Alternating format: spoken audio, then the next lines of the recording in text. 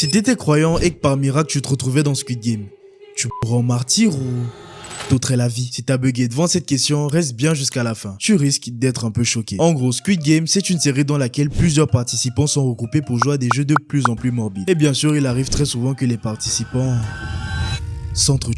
Là où ça devient intéressant, c'est quand on se penche au niveau des croyances. En effet, chez les croyants, il existe un commandement ou ce qui s'y apparente qui dit « tu ne tueras point ». Et si j'ai bon, la plupart d'entre vous doivent se dire qu'il existe sûrement une exception dans les livres saints pour ces cas-là.